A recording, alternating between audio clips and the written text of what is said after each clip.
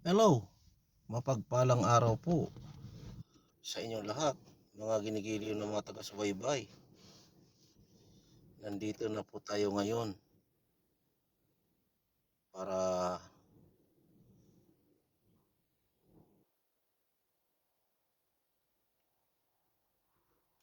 pagmasdan ang bulalakaw na nagbabagsakan sa gabing ito.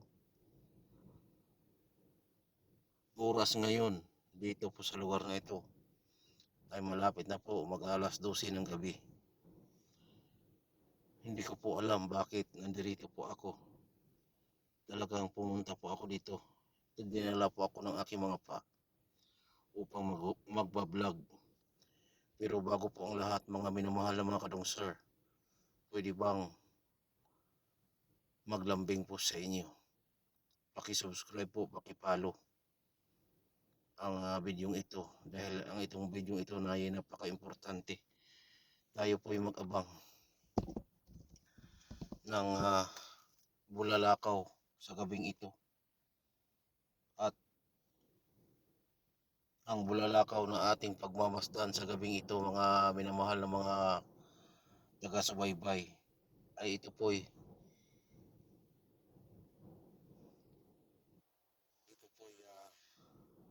dasal, panalangin at hiling para sa proteksyon ni Vice President Sara Duterte. Kaya nandirito po ako dahil napakarami na pong mga jablo na pumapaligid kay Sara Duterte. Kaya po ako nandirito para ipanalangin na malabanan at magkaroon po ng sapat na kapangyarihan na nagmumula sa ating Panginoong Diyos Ama na makapangyarihan po sa lahat. Nandirito po ako upang ipanalangin at mag-abang ng isang bulalakaw para tayo'y mag-wish sa bulalakaw na ito, sa gabing ito. Kaya sabayan niyo po ako, mga ginigiliw na mga taga-subaybay, at hindi na tayo bababa sa ating sinasakyang kabayo para hindi tayo malapa ng mga mababangis na hayop dito sa lugar na ito. At ako lang po ang mag-isa rito sa lugar na ito. Akin pong ipanalangin, ipagdasal si Sara Duterte para magkaroon po siya na kapangyarihan na nagmumula sa ating Panginoong Diyos sa pamamagitan ng aking pag-abang ng mga bulalakaw na nagbabagsakan sa gabing ito. Naway kayo po'y manood dito po sa aking gagawin. At tulungan niyo po akong ipagdasal si Vice President Sara Duterte at ang lahat ng mga pamilya Duterte. Dahil sa totoo lang po, mga ginigiliw ng mga taga-subaybay, wala na pong ibang manunungkulan sa bansang Pilipinas kundi ang mga pamilya Duterte. Wala na pong iba. Wala na pong ibang pwedeng manungkulan kundi ang mga Duterte. At pinapanalangin ko sa bulalakaw na magbabagsakan ngayon na ang Duterte ay magiging hari o reyna sa Pilipinas. Dahil nakikita ko po sa aking mga pananaw na ang mga Duterte ay mag-aahon sa bansang Pilipinas dahil ang Duterte ay yun ang totoong magtatayo o itatayo ang mga gusaling ikakayaman ng bawat Pilipino. Ang Duterte ay magiging hari. Kaya tatawagin ang Pilipinas ay Kingdom of the Philippines. Habang buhay po ang manunungkulan sa Pilipinas ay ang pamilya Duterte. Sila po ang tunay na may puso sa bawat Pilipino. Hindi lang po bawat Pilipino. Tayo po ay iisa. Tayo po ay magkakapatid. Dapat tayo'y magmahalan, magbigayan, at mag-share ng ating mga pira sa mga mahihirap na mga kapatid.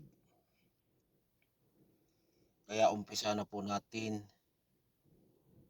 ang ating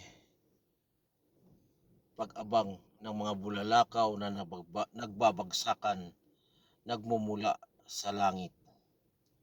Kaya nandirito po ako upang mag-abang lang ng mga bulalakaw na magbabagsakan ngayon, dahil ang akin pong ihiling sa mga bulalakaw na nagbabagsakan ngayon ay ang masunog, pumatunaw ang mga dyablo na pumapasok sa mga isipan ng mga nanunungkulan sa Pilipinas. Kaya nagkaganyan po sila dahil sa dyablo. Nagkaganyan po sila dahil sa pira. Ang pira ay dyablo. Kaya po siya nagkaganyan. Kung wala pong nagpapatukso, kung wala pong nagtutukso sa dyablong pira, ay wala pong magkaganyang tao. Dahil nagpatukso po sila sa pira na dyablo, kaya po nagkaganon. Kaya nandito po ako upang hilingin sa mga nagbabagsakan na mga bulalakaw na sunugin ang mga dyablo sa isipan at puso ng mga nagpapahirap kay Vice President Sara Duterte. Lahat po tayo, tandaan po natin ang mga sinasabi ko po, mga minamahal na mga ginigiliw ng mga taga-subaybay. Tayo po ay magkakapatid. At siyempre po, pakishare po itong bidyong ito. Dahil sa gabing ito ay mag-aabang po tayo ng isang bulalakaw ngayon. At paki-subscribe na rin po, paki-follow, paki-share. Kaya umpisahan na po natin ang pag-aabang. Bubuksan na po natin ang ating salamin ng ating kabayo. At ilalabas po natin ang ating kamera. At itutuon po natin sa taas para po makita po natin ang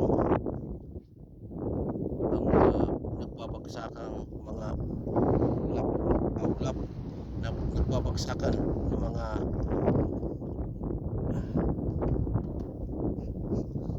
nagbabagsakan ng mga bulalakaw na nagmumula sa langit.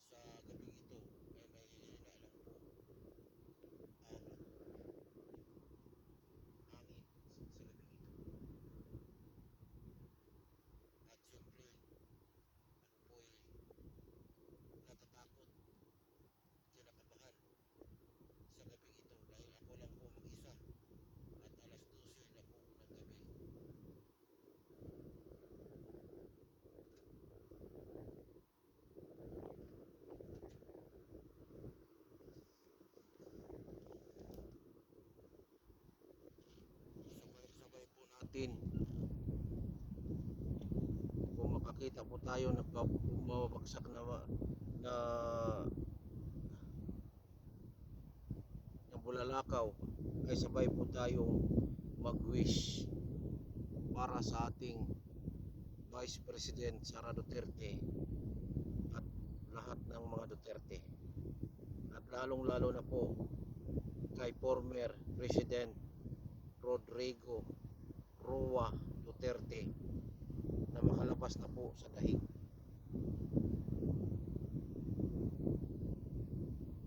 Wala pong kasalanan si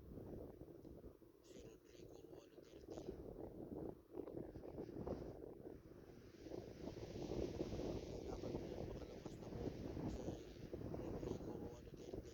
Ayun, may nakita po tayong bulalakaw, banda ron po.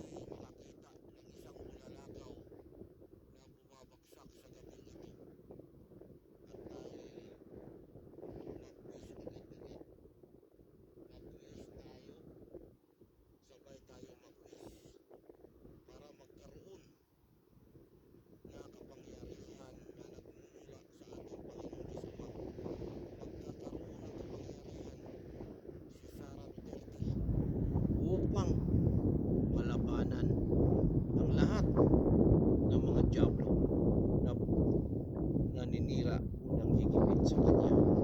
Ang mga taong yan na kinakapitan ng mga dyablo ay mga kapatid, dapat lang nasunugin ang mga dyablo na kumakapit sa utak at puso ng mga kapatid na yan.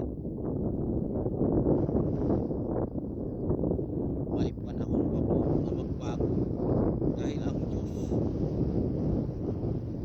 Diyos po ay handang magpatawad kahit pinasukan ka po ng dyablo. Kaya ako po'y nananalangin din po ay handa pa pong gawing instrumento ng Panginoong Diyos upang puntahan ang mga tao ng higipit nagpapahirap kay Sara Duterte. At hindi lang po si Sara Duterte ang nahihirapan, kundi ang taong bayan, ang buong Pilipinas. Sobra na po ang pagpapahirap nila kay Vice President Sara Duterte, at lalong-lalo na po sa kanyang ama na si Rodrigo Roa Duterte. Kaya po nagkaganyan ang mga yan, ang mga nagpapahirap kay Sara Duterte at sa mga Duterte ay dahil sa dyablo, ang dahil sa pera. Kung walang pera, hindi sila magkaganyan. Kaya dapat ang pera ay dapat walain. Papalitan ang pera ng points. Dapat ang points ang gagamitin gamit ang ating mga mobile phones. Ayan po, pansinin po natin ang isang buwan bandaron ay pataas na ng pataas sa oras na ito. Alas 12:00 sa gabing ito ay tumataas na po ang buwan. May nakapansin po kayo, mga ginikilo na mga taga-subaybay, na may bumagsak na lalakaw? Agad kayong mag-wish. Tulungan nyo po ako mag-wish. Maniwala po kayo, mga ginikilo ng mga taga-subaybay, dahil tayo po ay magkakapatid. Dapat hindi tayo magsiraan. Dapat kung sino po yun ang nagkakamali ay parusahan. Sino po ang kinakapitan, pinapasukan ng dyablo, ay dapat sunugin gamit ang makapangyarihan, gamit ang kapangyarihan ng ating Panginoong Diyos Ama na makapangyarihan sa lahat. Ama na may likha ng langit at lupa. Lahat po tayo, tatandaan po natin na mga kinikilil, mga taga-subaybay, lahat po tayo ay magkakapatid. Dapat tayo ay magmahalan, magbigayan, mag-share ng ating mga pera sa lahat ng mga mahihirap.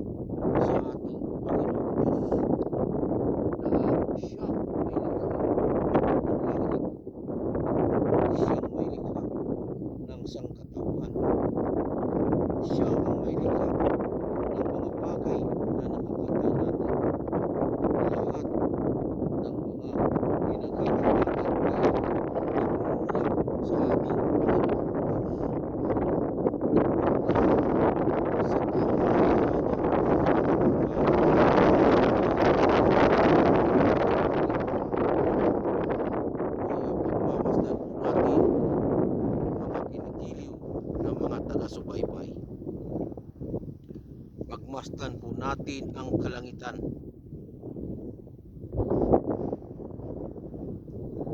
Pagmasdan po natin ang kalangitan, mga ginigilo ng mga taga-subaybay. Kung meron kayong napapansin na bulalakaw, agad tayong mag-wish sa bulalakaw na ito, dahil ang bulalakaw na ito ay napakabisang mga wish ng bawat kapatid. Ayan po, naway kayo'y nakakaunawa at nakakaintindi nitong aking mga video sa madilim na lugar.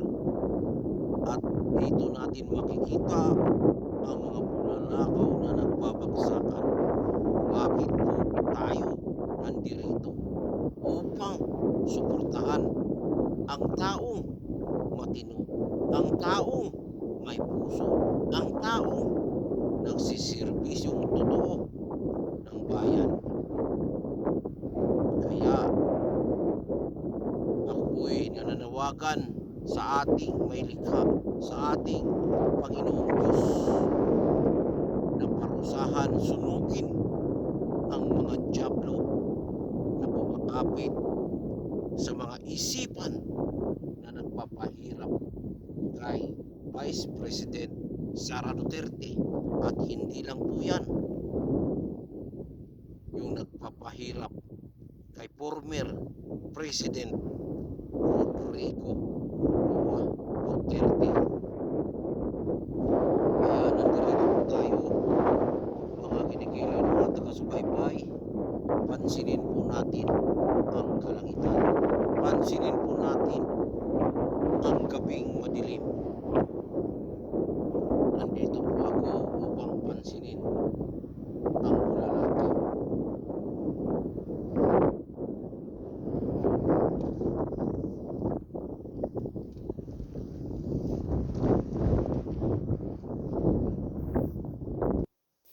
Pansinin po natin ang isang buwan na yan. Ayun, nakikita nyo po ang buwan na yan.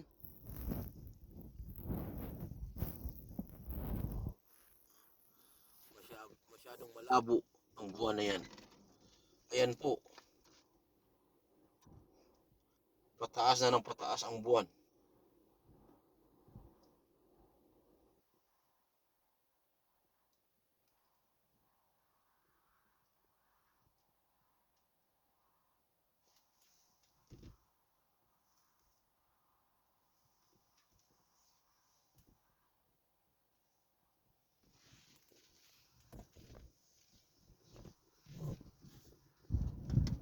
Kaya hanggang dito na lamang po.